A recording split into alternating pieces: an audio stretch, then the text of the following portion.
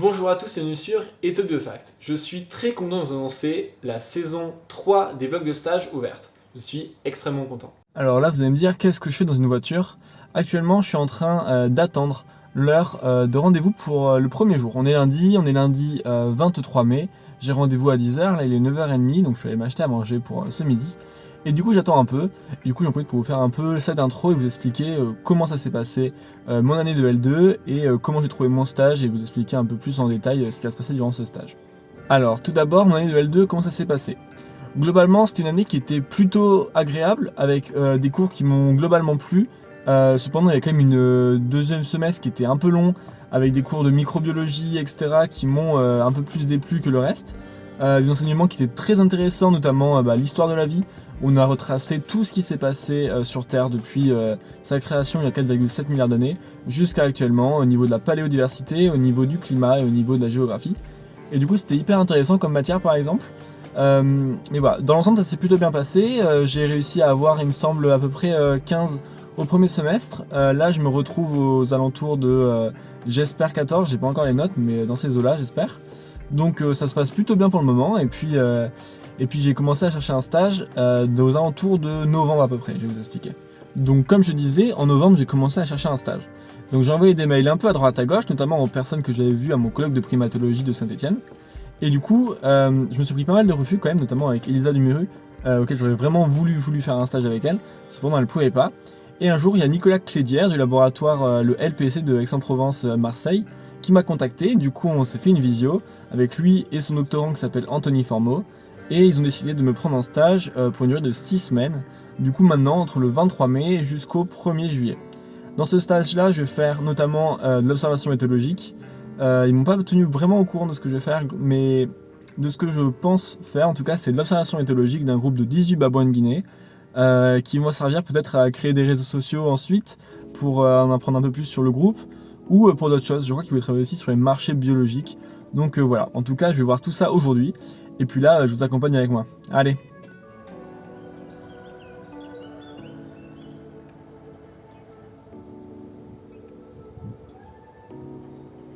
Alors du coup, qu'est-ce que j'ai fait aujourd'hui? Aujourd'hui c'était mon premier jour de stage et j'ai commencé plutôt tard, à 10h30 parce que mon thésard n'avait pas vraiment besoin de moi plus tôt, il devait faire quelque chose. Et ensuite voilà, je suis arrivé à 10h30, on a fait le tour de la station de primatologie, il a montré les différentes espèces, à savoir des saïméris, des macaques rhésus, des babouins olives et des babouins de Guinée. Il m'a montré un peu là où on avait travaillé, c'est-à-dire dans les algécos qui sont au-dessus de l'enclos avec lequel je travaillais, donc essentiellement des babouins de Guinée. Ensuite, on est allé manger, et du coup on a pu discuter avec un peu tout ce qui est les différents thésards, les différents stagiaires, les différents postdocs, etc. C'était très sympa, ça parlait essentiellement anglais parce qu'il y avait 2 personnes qui étaient étrangères, du coup pour pas les exclure, ça parlait uniquement anglais, voilà, pour qu'ils soient impliqués dans les discussions, ce qui est tout à fait normal, donc c'était un peu difficile de parler. Mais là avec les différents jours ça va s'améliorer, c'est sûr. Et ensuite on est remonté aux Algeco où on travaille pour voilà, un peu plus m'expliquer ce qu'on va faire et les différents sujets et ce que moi je dois faire cette semaine. Donc la première semaine va être très light de mon côté. En fait, vu que la deuxième stagiaire arrive vendredi matin et qui préfère nous apprendre en même temps pour pas qu'on ait, pour pas qu'on soit désynchronisé, pour pas que ça fasse non plus trop de boulot, elle a décidé que cette semaine je ne faisais rien, uniquement de la biblio que je vais faire chez moi. Et du coup, en fait, je n'ai pas allé à la station de primatologie de toute la semaine jusqu'à vendredi. Donc ma biblio qu'il m'a donnée, c'est de la biblio sur la prosocialité. C'est le sujet global sur lequel on va travailler. La prosocialité, c'est quoi? En fait, c'est un peu comme un acte d'altruisme, mais sauf que ça n'implique pas de coût pour la personne qui réalise. Ou pas nécessairement en tout cas. En fait, un exemple tout simple, on va montrer à un singe 2 choix. Un choix qui récompense le singe uniquement, et un choix B qui récompense le singe et son camarade. Et on va regarder lequel choix il prend en général. Et du coup, s'il récompense lui et son camarade, on va parler de comportement prosocial. Et donc, eux, ce qui s'intéresse, c'est à ces comportements-là chez le babouin. Et nous, ce qu'on va faire, c'est tout ce qui est observation éthologique du groupe de babouins, afin d'avoir le réseau social du groupe et pouvoir mettre en parallèle avec ce qu'eux ils trouvent sur les différentes expérimentations. Et du coup, en dehors de ça, il m'a donné de la biblio à faire. La biblio, elle va être uniquement sur la prosocialité. Et du coup, je suis en train de la lire actuellement, donc je vous tiens au courant dans la suite de la vidéo. Ça fait maintenant 3 jours que j'ai fini mon premier jour de stage, on est vendredi. Je vais enfin commencer pour de vrai mon stage, parce qu'il y a Maud qui arrive tout à l'heure. Et du coup, entre-temps, j'ai fait de la biblio. Comme je vous avais dit, Et du coup, j'ai fait un vidéo sur la prosocialité et j'en ai fait des infographies sur ma nouvelle page Insta, EtobioFact. Je vous invite à la suivre parce que du coup, j'explique un peu plus de choses sur la prosocialité et je vais parler de différents sujets, que ce soit des espèces, des notions scientifiques et encore plein d'autres choses que je ne sais pas pour le moment, mais que je vais faire. Donc voilà, je vous invite à suivre ça, c'est EtobioFact sur Instagram.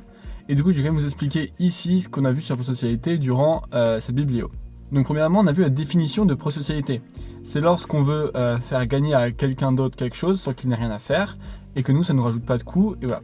Donc en fait, c'est pas vraiment de l'altruisme, parce que de l'altruisme, ça nous rajoute un coût à nous, mais ça y ressemble un peu. On a aussi vu les différentes manières de tester ça dans la recherche, avec des choix prosociaux, des tests de choix prosociaux, ça s'appelle. Donc c'est par exemple, on va proposer deux choix, le choix nous récompense seulement nous, le choix B récompense nous et un partenaire, et on va voir quel choix est le plus pris sur une série de X choix. On peut aussi regarder des tests comme le test de l'entraide, mais aussi le test du partage de nourriture. Donc ça voilà, c'est plusieurs tests, je ne vais pas rentrer trop dans les détails aujourd'hui, mais en tout cas, vous pouvez tout voir ça sur mon Instagram, je vous invite à aller le voir encore une fois, et puis voilà. Donc pour situer un peu, aujourd'hui on est le vendredi 27 mai, c'est le vendredi de ma première semaine de stage, et du coup Maud, la deuxième stagiaire, est arrivée ce matin vers 9h, et comme ça elle a pu tout visiter en attendant que moi j'arrive. Donc je suis arrivé vers 10h, 10h30 à peu près à la station.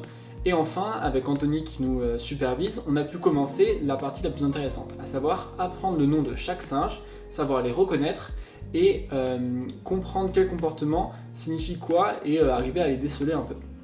Donc on a commencé directement après que je suis arrivé, c'est-à-dire environ vers 10h30. Et le premier truc qu'on a fait, c'est apprendre à différencier les mâles. Parce que dans un groupe de 18 babouins, on a 12 femelles et 6 mâles. Et c'est vrai que les mâles, ils sont bien plus faciles à déceler que les femelles. C'est-à-dire que les mâles, ils sont bien plus gros. Ils vont avoir une sorte d'épaulette avec un dos et des touffes ici qui vont être bien plus importants. Un peu comme une crinière d'un lion par exemple. Mais là, ça va être sous forme de pelage un peu plumeux. Ça fait vraiment penser à des plumes. Et ils vont être relativement plus gros, sauf un, que les femelles. Donc voilà, on a déjà commencé par ça. Qui est mâle, qui est femelle.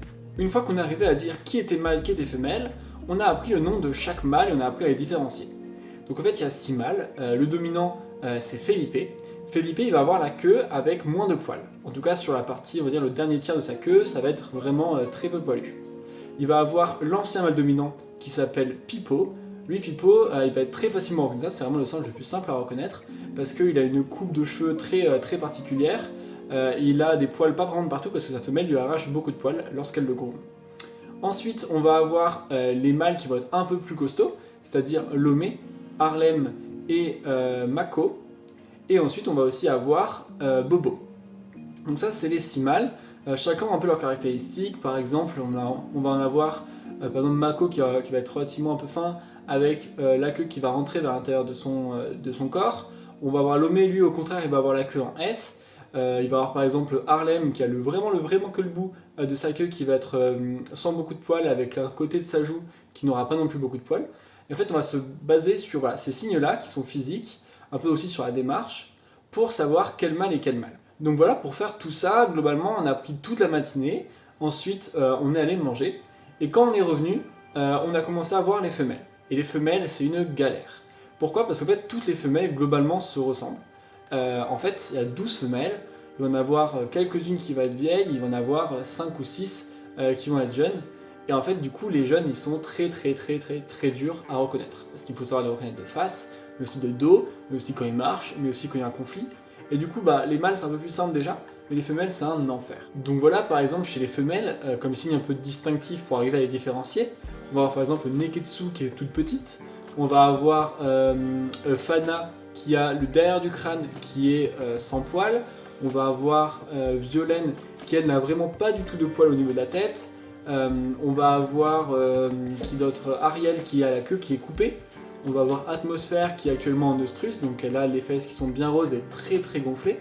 Mais elle, on peut aussi la repérer avec d'autres choses, notamment elle est très imposante. On va avoir par exemple Feya, elle va tout le temps être un peu dans le conflit, elle va avoir les yeux qui vont être vraiment méchants, etc. Et du coup, voilà, c'est avec des démarches comme ça, c'est avec des signes comme ça qu'on va arriver à différencier les femelles entre elles.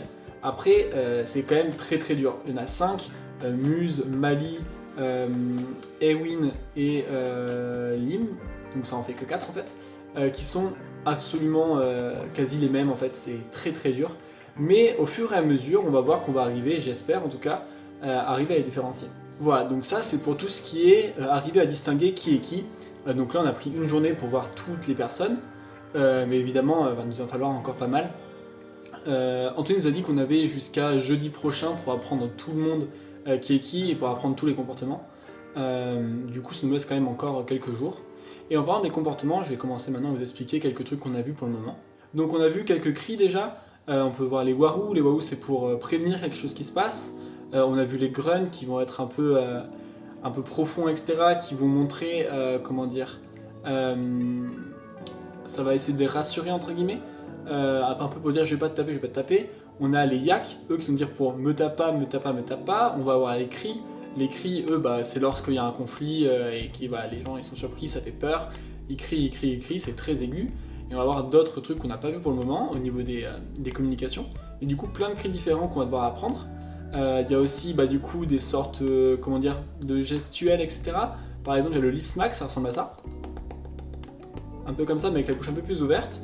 Et donc ça, c'est un peu pour dire bonjour, pour prévenir qu'on arrive, pour dire qu'on arrive de manière gentille. Et ça permet du coup, voilà, quand il y a un singe qui arrive vers un autre, il fait du lip smack, l'autre lui répond lip smack ou pas, mais du coup ça permet de dire qu'il n'y aura pas de conflit. On va avoir d'autres choses, par exemple les présentations. Les femelles, quand elles vont arriver devant un mâle, elles vont avoir tendance à lever la queue pour montrer leurs fesses et leur partie génitale. Et en fait, c'est une façon un peu de dire bonjour et de dire voilà, qu'elle ne veut pas de conflit et qu'elle s'assoit à côté tranquillement. Voilà, c'est quelque chose comme ça. Chez les mâles, les présentations vont être un peu différentes, c'est un peu atypique. Ils vont se toucher le sexe. Et du coup, voilà, ça me fait toujours rire, mais c'est comme ça. Des fois, juste approcher leurs mains, mais voilà, ça permet pareil de dire une sorte de bonjour et voilà, de dire qu'on ne veut pas de conflit dans la totalité. C'est plein de comportements comme ça qu'on va devoir arriver à déceler au fur et à mesure des observations. Évidemment, il y en a beaucoup, là j'en ai parlé de quelques-unes, c'est ça qui nous a expliqué aujourd'hui, mais il y en a bien plus. Voilà, donc je vous remercie d'avoir regardé cette vidéo, ça m'a fait super plaisir que vous restiez jusque là. Et écoutez, la semaine prochaine, on va commencer déjà à rentrer beaucoup plus dans la reconnaissance, etc. normalement, et à partir de vendredi, non à partir de jeudi plutôt, on va commencer à vraiment observer toute la journée, et là je vous expliquerai comment ça se passe, etc. Voilà, n'hésitez pas à vous abonner, à mettre un commentaire, à mettre un like, vraiment, ça me ferait très plaisir. Et puis on se dit à la prochaine vidéo. Bye bye!